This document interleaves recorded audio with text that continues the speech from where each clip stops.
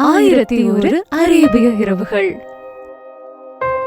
இந்த வீடியோவை தான் நீங்க ஃபர்ஸ்ட் டைம் பாக்குறீங்கன்னா இந்த கதையோட முன்கதை பத்தி தெரிஞ்சுக்க டிஸ்கிரிப்ஷன்ல லிங்க் கொடுத்திருக்கேன். அந்த வீடியோவை பார்த்துட்டு வாங்க.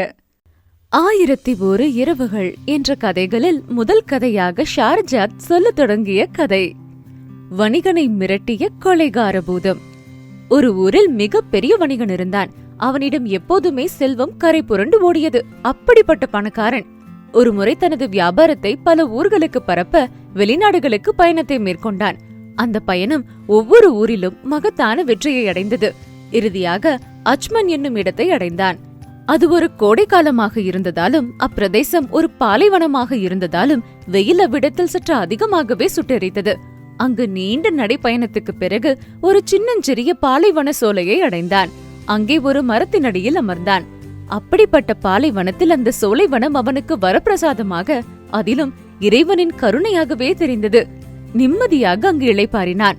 அத்துடன் தனது பயணத்தின் களைப்பை போக்கிக் கொள்ள தன்னுடைய தோற்பையிலிருந்து ஒரு சில ரொட்டி துண்டுகளையும் சில பேரிச்சம் பழங்களையும் எடுத்து உட்கொண்டான். பிறகு தாகம் தீர தனது தோள்பையிலிருந்து தண்ணீர் பையை எடுத்து தண்ணீரை குடித்து முடித்தான். பின்னர் மீண்டும் பேரிச்சம்பழங்களை உண்ணத் தொடங்கினான். அதன் கொட்டைகளை சற்று வேகமாகவே விட்டெறிந்தான். அது எங்கெங்கோ போய் விழுந்தது. அப்போது திடீரென்று எங்கிருந்தோ ஒரு பெரிய ஒலி கேட்டது. அத்துடன் பயங்கரமான பேரொளி ஒன்று வானத்தில் தோன்றியது. அடுத்த சில நிமிடங்களில் ஒரு கருமை நிறம் கொண்ட பூதம் அந்த வணிகனின் முன்னால் தோன்றியது. அதை கண்ட அந்த வணிகன் உண்மையில் பயந்துதான் போனான். அந்த பூதத்திற்கு எப்படியாவது ஏதேனும் காரணம் சொல்லி அந்த வணிகனை தின்றுவிட வேண்டும் என்ற ஆசை வந்தது. அதனால் அந்த பூதம் அந்த வணிகனிடம் மிகவும் கோபமாக பேசத் தொடங்கியது. அடே, மரியாதையாக எழுந்திரு. நீ எனது மகனை கொன்று விட்டாய். அதனால் இப்போது நான் உன்னை கொல்லப் போகிறேன். மேலும் நான் இப்போது அதற்காகத்தான் வந்துள்ளேன் என்று கர்ஜித்தது.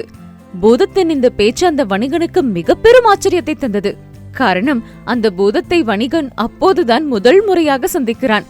அப்படி இருக்கும் சமயத்தில் அவன் எவ்வாறு அந்த பூதத்தின் மகனை பார்த்திருக்க முடியும், பிறகு கொன்றிருக்க முடியும்? இந்த கேள்வியை அந்த பூதத்திடமே இவ்வாறு கேட்டான் அந்த வணிகன். நான் உனது மகனை பார்த்ததே இல்லை. அப்படி இருக்க எப்படி அவனை கொன்றிருக்க முடியும்? நீ சொல்வது என்னால் புரிந்து கொள்ள முடியவில்லை. விளக்கிச் சொல் என்றான். நீ பேரிச்சம்பழங்களை தின்றுவிட்டு வீசி எறிந்த கொட்டைகள் அப்போது நடந்து விளையாடிக் கொண்டிருந்த எனது மகனுடைய மார்பில் பட்டு அவனை சாகடித்து விட்டன என்றது பூதம். நீயோ ஒரு பூதம். நான் எறிந்த பேரிச்சம் கொட்டைகளால் உனது மகன் இறந்து விட்டான் என்று கூறுவது என்னை பொறுத்தவரையில் நம்ப முடியாமல் இருக்கிறது. எனினும் நீ கூறியபடிதான் நடந்தது என்றால் அது தெரியாமல் நடந்த விஷயம். அதற்காக நான் மன்னிப்பு கேட்டுக்கொள்கிறேன். தயை கூர்ந்து என்னை மன்னித்து விடு என்றான். எனினும் அந்த வணிகன் மேற்கண்டபடி வேண்டியும் கூட அந்த பூதம் அவனை மன்னிக்க தயாராக இல்லை. நான் உன்னை கொல்வதில் தீர்மானமாக இருக்கிறேன். அதுதான் நான் உனக்கு அளிக்கும் தண்டனை என்றே கூறி தனது கைகளில் வாளை வரவழைத்து அந்த வணிகனின் தலையை வெட்ட சென்றது. அப்போது மீண்டும் அந்த வணிகன் அந்த பூதத்திடம், எனது கடைசி ஆசையை கூட நீ கேட்காமல் இப்படி என்னை கொல்ல துடிப்பது அந்த இறைவனுக்கே அடுக்காது. குறைந்தபட்சம் எனது கடைசி ஆசையாவது நிறைவேற்ற வாய்ப்பு கொடு என்று மன்றாடி கேட்டான். உடனே அந்த பூதம், நீ கடைசி ஆசை என்று சொல்லிவிட்டாய். தவிர இறைவனின் பெயரையும் கூறி என்னிடத்தில் மன்றாடுகிறாய். அதனால் உனக்கு ஒரு கடைசி வாய்ப்பை அளிக்கிறேன். நீ உனது கடைசி ஆசையை சொல். அது நிறைவேறிய பிறகு நான் உன்னை கொள்கிறேன் என்றது. உடனே அந்த வணிகன் தனது கடைசி ஆசையை அந்த பூதத்திடம் கூற தொடங்கினான். பூதமே, நான் ஒரு வணிகன். எனக்கென்று ஏராளமான கடமைகள் காத்து கொண்டிருக்கிறது. அவைகளை நான் முடிக்காமல் இருந்தால் எனது ஆத்மா சாந்தி அடையாது. மேலும் நான் பல பேருக்கு பணம் கொடுக்க வேண்டியுள்ளது. அவற்றை கொடுக்காமல் இருந்தால் கடன்காரன் என்ற பழிச்சொல் எனக்கு வந்து சேரும்.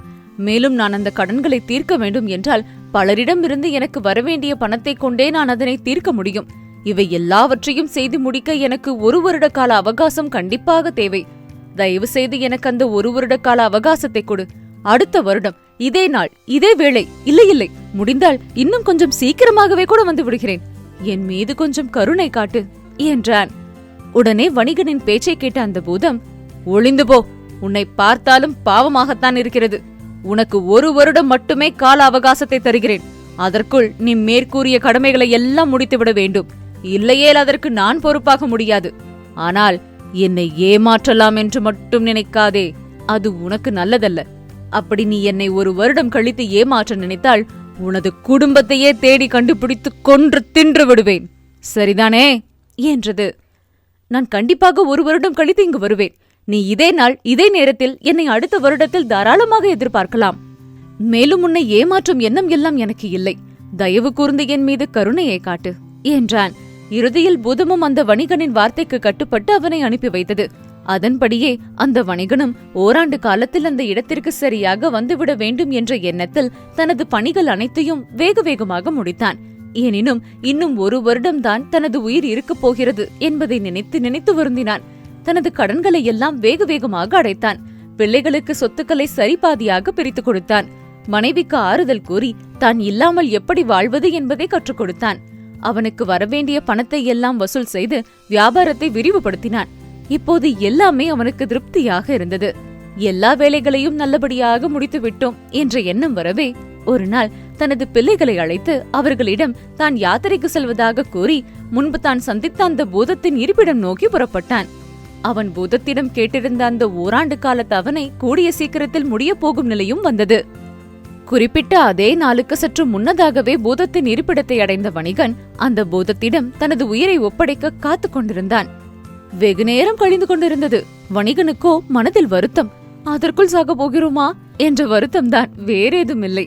இவ்விதம் அந்த வணிகன் சிந்தித்தபடி காத்து கொண்டிருந்த சமயம் ஒரு குறிப்பிட்ட இடத்துக்கு சங்கிலியால் பிணைக்கப்பட்ட அரேபிய மான் ஒன்றை கையில் பிடித்த வண்ணம் ஒரு கணவான் அங்கு வந்து சேர்ந்தார். அவருக்கு வயது 70க்கு மேல் இருக்கும். அவர் அவ்விடத்தில் அமர்ந்திருந்த அந்த வணிகனிடம் பேசி பார்த்தார். அப்போது அந்த வணிகன் சோகத்துடன் தனது கதையை முழுவதுமாக அந்த மானுடன் வந்த முதல் கணவானிடம் கூறி முடித்தான். வணிகனின் கதையை முழுவதுமாக கேட்டு முடித்த கணவான் அவனுக்கு நம்பிக்கையூட்டும்படியாக பேசினார். அப்போது அதே தருணத்தில் கருப்பு நிற வேட்டை நாய்கள் 2 கையில் பிடித்தவராக இன்னொரு கணவான் அவ்விடத்துக்கு வந்து சேர்ந்தார். அவர் அந்த வணிகனையும் உடன் மானுடன் நின்றிருந்த அந்த முதல் கணவானிடத்திலும் பேச்சு கொடுத்து அவர்கள் இருவரை பற்றியும் அறிந்து கொண்டார். அப்போது 2 வேட்டை நாய்களுடன் வந்த கணவானுக்கு அந்த வணிகனின் கதைத்தான் மிகுந்த பரிதாபத்தை அளித்தது. இப்படியாக வணிகன் முதல் கணவான் 2வது கணவான் ஆகிய இம்மூவரும் பேசிக் கொண்டிருந்த சமயத்தில் கையில் ஒரு கோவேறு கழுதியை பிடித்தவாறு 3வது கணவான் ஒருவர் அவ்விடத்துக்கு வந்து சேர்ந்தார். அவரும் வணிகனின் கதையை கேட்டு மிகுந்த துயரத்தை அடைந்தார். இப்படியாக இந்த நால்வரும் பூதம் வரும் நேரத்தை நோக்கி காத்துக் கொண்டிருந்தனர். பூதம் வரும் சரியான நேரமும் வந்தது. அதனை அறிவிப்பதற்காக திடீரென்று ஒரு புகை மண்டலம் வானத்தில் எழுந்தது. அங்கிருந்து ஒரு பூதம் தோன்றியது. அது வணிகனை பார்த்து, உன்னை கொல்லத்தான் வந்துள்ளேன். உன்னை நான் தான் கொல்லப் போகிறேன். எனது அன்பு மகனை நீதானே சாகடித்தாய். ஆகவே உன்னை நான் கொல்லாமல் விட மாட்டேன் என்றது. மறுபுறம் வணிகனோ எதையும் கூற முடியாமல் கண்ணீருடன் காணப்பட்டான். வணிகனின் நிலையை கண்ட அந்த கணவான்களும் அவன் மீது பரிதாபம் கொண்டனர்.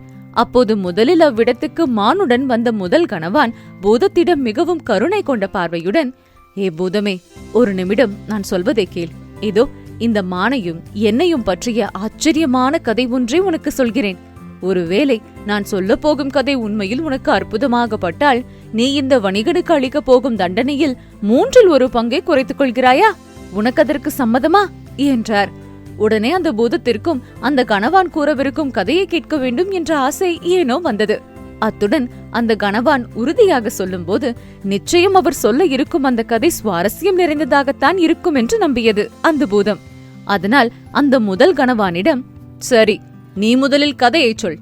அந்த கதை உண்மையிலேயே ஆச்சரியம் நிறைந்ததாக இருந்தால் நானும் இந்த வணிகனுக்கு அளிக்கவிருக்கும் தண்டனையை குறைத்துக் கொள்ள சம்மதம் தெரிவிக்கிறேன் என்றது பூதம். உடனே அதை கேட்டு மகிழ்ச்சி அடைந்த அந்த முதல் கணவான் தனது கதையை அந்த பூதத்திடம் சொல்லத் தொடங்கினார். பூதத்து கிட்ட அந்த முதல் கணவான் சொன்ன அந்த கதை என்ன கதை தெரிஞ்சுக்கலாம் அடுத்த பதிவுல.